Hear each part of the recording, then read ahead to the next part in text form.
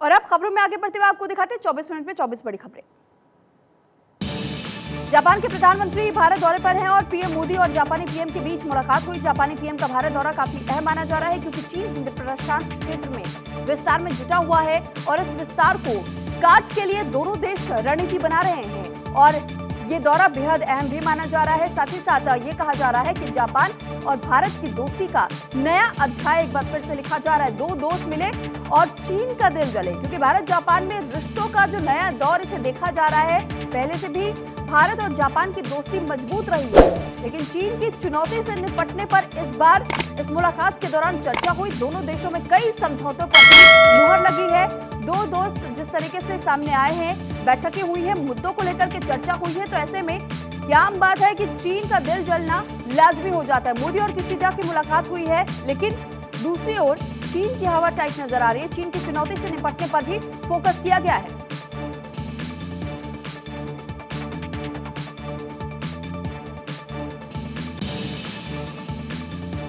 Britain में तिरंगे के अपमान पर भारत के लोगों में काफी नाराजगी और ब्रिटिश उच्चायोग के बाहर कई सिख इकट्ठा हुए और खालिस्तान समर्थक अलगाववादियों के खिलाफ विरोध प्रदर्शन किया और भारतीयों का ये साफ कहना है कि तिरंगे का अपमान किसी भी कीमत पर बर्दाश्त नहीं किया जाएगा। लंदन स्थित भारतीय उच्चायोग में खालिस्तान समर्थकों और अलगाववादियों ने भारतीय झंडे को हटा दिया। खालिस्तानी झंडा वहां लहराया। लंदन में तिरंगे के अपमान पर भारतीयों का गुस्सा फूट पड़ा है। दिल्ली स्थित ब्रिटिश हाई कमीशन के बाहर लोगों ने जमकर इसका विरोध किया। तो वहीं तिरंगे के अपमान पर भारत सरकार ने भी कड़ा रुख अपनाया है। भारत ने ब्रिटिश राजदूत को तलब किया। यूके में भारतीय उच्चायोग ने शिकायत दर्ज कराई। भारत के विदेश मंत्रालय ने अपना विरोध दर्ज कराते हुए कहा कि ब्रिटेन में भारतीय राजनयिक परिसरों और स्टाफ की सुरक्षा के प्रति ब्रिटिश सरकार की उदासीनता स्वीकार नहीं की जा सकती। खालिस्तानियों के नापाक हरकत पर भारतीय उच्चायोग ने करारा जवाब दिया और ब्रिटेन हाई कमीशन में पहले से बड़ा तिरंगा लगा दिया गया है। इसी बीच जानकारी मिल रही है कि मोदी सरकार इसे लेकर काफी खफा है। दरअसल मोदी सरकार मानती है कि प्रधानमंत्री ऋषि सुनक के नेतृत्व वाली तो प्रयागराज में अतीक एंड फैमिली पर शिकंजा कसा जा रहा है, तो शूटर्स पर भी शिकंजा कसा जा रहा है। प्रयागराज में 5 लाख के इनामी शूटर गुलाम के मकान को बुलडोजर से धड़ाम कर दिया गया। प्रयागराज में अतीक अहमद के साम्राज्य को ध्वस्त करने में जुटी योगी सरकार ने एक बार फिर एक्शन लिया। करीब 17 दिन बाद प्रयागराज में एक बार फिर बुलडोजर चला। अतीक के खासम खास शागिर्द और उमेश पाल हत्याकांड में शूटर गुलाम के आ जाने पर बुलडोजर चला। घर के साथ उसके 10 कमरे वाले लॉज को भी ढहा दिया गया। गुलाम इन कमरों को स्टूडेंट्स को किराए पर देता था। शूटर गुलाम का घर तेलियरगंज के रसूलाबाद घाट रोड पर है, जो लगभग 335 वर्ग मीटर में बना हुआ है। इसकी कीमत करीब 2 करोड़ रुपया की गई है। गुलाम का मकान बिना नक्शा पास करवाए सरकारी जमीन पर बना है। मीडिया ने अवैध निर्माण के ध्वस्तीकरण का आदेश 13 मार्च को जारी किया था। 60 फीट रोड स्थित इस आलीशान मकान को पोकलैंड और बुलडोजर लगाकर गिरा दिया गया था। इस मकान की मार्केट वैल्यू करीब 3 करोड़ रुपया की गई।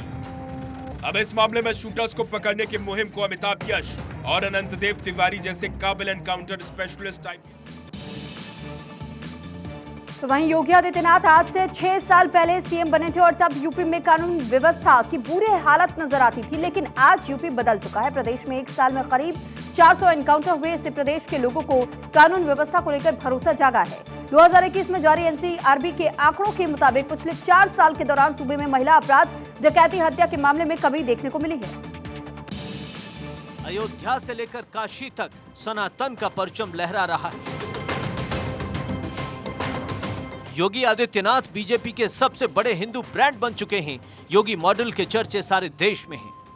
अपने 6 साल के कार्यकाल में योगी ने यूपी की काया पलट दी। कल तक माफिया और गुंडेराज के लिए जाने जाने वाले यूपी में माफिया खौफ के साए में जी रहे हैं। हाथ में पट्टियां लेकर सरेंडर करने आते हैं। यूपी के बड़े बड़े बाहुबली जमींदोज हो चुके हैं। अतीक अहमद, मुख्तार अंसारी जेल में चक्की पीस रहे हैं। पीएम मोदी और गृह मंत्री शाह ने भी कानून व्यवस्था की तारीफ की थी। विकास की योजनाओं को लागू किया जा रहा है। इन्वेस्टर्स यूपी में इन्वेस्ट करने के लिए तत्पर हैं। बाबा को यूपी में हर वर्ग पसंद कर रहा है। मुस्लिम बहुल इलाकों में भी कभी न जीतने वाली बीजेपी जीत रही है, क्योंकि बाबा ने गरीबों तक सुविधाएं पहुंचाई हैं। यूपी में योगी उपयोगी हो चुके हैं। Bureau report, Bharat 24। जम्मू कश्मीर में तेजी से बदलाव दिख रहा है और चौतरफा विकास दिख रहा है और अब जम्मू कश्मीर में पहला मॉल बनने जा रहा है और ये मॉल और कहीं नहीं बल्कि श्रीनगर में बनेगा। तो वहीं घाटी एक बार फिर से फिल्म निर्माताओं के लिए आकर्षण का केंद्र बन चुका है।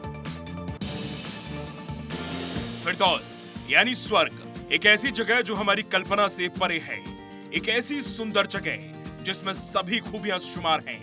90 के दशक से पहले इसी फिरदौस से कश्मीर की तुलना की जाती रही, जिसका दीदार करने दुनिया भर के सैलानी आते थे। लेकिन 90 के दशक में जन्नत को जल्लादों ने जार जार कर दिया। खूबसूरत घाटी के कुछ चुनिंदा बाशिंदों को ऐसे जख्म दिए जो आज तक नहीं भर पाए हैं। मगर केंद्र में मोदी सरकार के आने के बाद से जम्मू कश्मीर को फिर से जन्नत बनाने के लिए पूरी कोशिश जारी है। जिस डल झील के पास 2019 के पहले सन्नाटा पसरा हुआ था, अब वो डल झील गुलजार होने लगी है। ये तस्वीर इसकी तस्दीक कर रही है। वहीं एशिया का सबसे बड़ा ट्यूलिप गार्डन भी खोल दिया गया है। इस बार कश्मीर की घाटी 16 लाख फूलों से महकेगी। डल झील और जबरवान पहाड़ियों के बीच स्थित एरिया का सबसे बड़ा इंदिरा गांधी ट्यूलिप गार्डन पूरी तरह गुलजार है और सैलानियों के स्वागत के लिए पूरी तरह से तैयार भी है।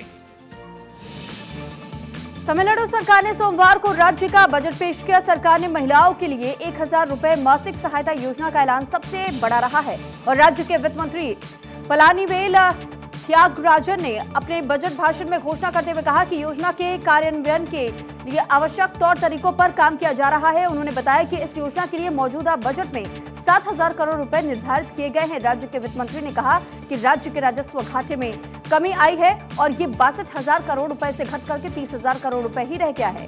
त्यागराजन ने बजट पेश करते हुए यह भी कहा कि बीते 2 वर्षों में बड़े पैमाने की अनेक कल्याण योजनाएं चलाई गई, जिसके बावजूद भी राजस्व खाते में कमी आई है। वित्त मंत्री ने बजट में चेन्नई में आधुनिक वैश्विक स्पोर्ट्स सिटी बसाने के भी डॉक्टर BR अम्बेडकर के काम के तमिल में अनुवाद के लिए 5 करोड़ रुपए का प्रावधान करने के अलावा कोयम्बटूर और मदुरई में मेट्रो रेल परियोजनाओं की भी घोषणा की है। राज्य ने कहा है कि आगामी वित्त वर्ष के दौरान राज्य सरकार 1500 करोड़ रुपए की लागत से कक्षाओं, प्रयोगशाला और शौचालयों का निर्माण करवाएगी।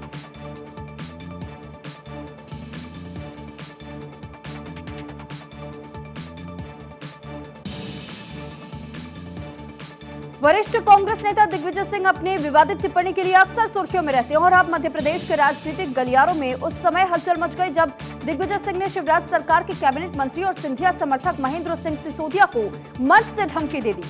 दिग्विजय सिंह ने कहा कि प्रदेश में अगर कांग्रेस की सरकार आ गई तो मंत्री को छोड़ेंगे नहीं, सबक सिखाएंगे। दरअसल दिग्विजय सिंह गुना जिले के बमोरी में कांग्रेस कार्यकर्ताओं के बैठक में पहुंचे हुए थे और यहां उन्होंने मंच से पंचायत मंत्री महेंद्र सिंह सिसोदिया को चेतावनी देते हुए कहा कि मैं मंच से मंत्री को धौंस दे रहा हूं। अगर मध्य प्रदेश में कांग्रेस की सरकार आ गई तो तुझे छोड़ेंगे नहीं, सबक जरूर सिखाएंगे। अब ऐसे में सवाल ये उठता है कि आखिर कांग्रेस के दिग्विजय सिंह की तरफ से इस प्रकार का बयान क्या दर्शाने की कोशिश कर रहा है? क्या तानाशाही चलाने की बात का जिक्र यहाँ हो रहा है? क्योंकि कांग्रेस नेता दिग्विजय सिंह खुले मन से धमकाते हुए नजर आए और सिंधिया समर्थक मंत्री को धमकी दे दी गई कि अगर हमारी सत्ता आती है और सत्ता में परिवर्तन होता है तो तुम्हें बख्शेंगे नहीं, बल्कि इसका खामियाजा भुगतना पड़ेगा।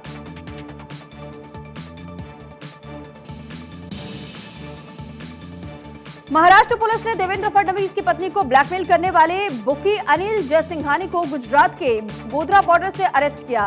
वो देश का टॉप बुकी है और वो लंबे समय से फरार था। कहा यह जाता है कि उसके अंडरवर्ल्ड से भी कनेक्शंस है। अमृता फडणवीस को धमकाने और रिश्वत की पेशकश मामले में फरार आरोपी अनिल जयसिंघानी को मुंबई क्राइम ब्रांच ने गिरफ्तार कर लिया है। अनिल जयसिंघानी को गुजरात से गिरफ्तार किया गया है। अनिल जयसिंघानी की बेटी अनिक्षा मामले में पहले से गिरफ्तार है। बीते शुक्रवार को अमृता फडणवीस को रिश्वत देने की आरोपी अनिक्षा को कोर्ट ने 21 मार्च तक पुलिस हिरासत में भेज दिया था। अमृता की शिकायत पर 20 फरवरी को मालाबार हिल थाने में महिला के खिलाफ FIR दर्ज की गई। मालाबार हिल थाने के अधिकारी ने कहा है कि अनिक्षा ने दावा किया है कि वो डिजाइनर है और वस्त्र, आभूषण तथा जूते डिजाइन करती है। उसने उप मुख्यमंत्री फडणवीस की पत्नी से सार्वजनिक कार्यक्रमों में इन्हें पहनने का अनुरोध किया था ताकि उसके उत्पादों को बढ़ावा देने में मदद मिले। अनिक्षा ने कथित तौर पर अमृता को बताया कि उसकी मां की मौत हो चुकी है और वो अपने परिवार की देखभाल कर रही है। राजस्थान में बदमाशों के हौसले किस कदर बुलंद है, उसे इस बात से समझ सकते हैं कि यहाँ हथियारों की ऑनलाइन बिक्री हो रही है। बदमाश सोशल मीडिया पर रील बना करके हथियारों का सौदा कर रहे हैं और इसमें बाकायदा हथियारों के रेट का ऐलान भी किया गया है। राजस्थान में बदमाशों के बीच बेखौफ की बानगी का आलम देखना हो तो आप जरा इसको देखिए। बदमाश इतने बेखौफ हो चुके हैं कि रील्स बनाकर हथियार बेच रहे हैं। इतना ही नहीं, बदमाश सोशल मीडिया पर हथियार को लूट करने से लेकर चलाने की ट्रेनिंग तक दे रहे हैं। रील में अवैध हथियार को खरीदने की कीमत से लेकर उसकी अलग अलग वैरायटी बताई जा रही है। इस तरह के वीडियो वायरल होने के बाद पुलिस एक्शन में आई। जयपुर की करने विहार थाने की पुलिस ने 2 बदमाशों को पकड़ा। इसके साथ ही कमिश्नरेट की तरफ से खास टीम का गठन भी किया गया। पुलिस ने 24 फरवरी को हथियार बेचने वाले बदमाशों पर एक्शन लिया था। सफेद कलर की स्विफ्ट डिजायर कार में 2 बदमाश हथियार सप्लाई करने आए थे। पुलिस को तलाशी में दोनों के पास देसी पिस्तौल और 5 कारतूस मिले। पुलिस पूछताछ में पता चला है कि ये लोग अवैध हथियारों के साथ फोटोशूट और वीडियोस को सोशल मीडिया पर अपलोड करते थे। अवैध हथियार खरीदने वाले लोग इनसे कांटेक्ट करते थे। वहीं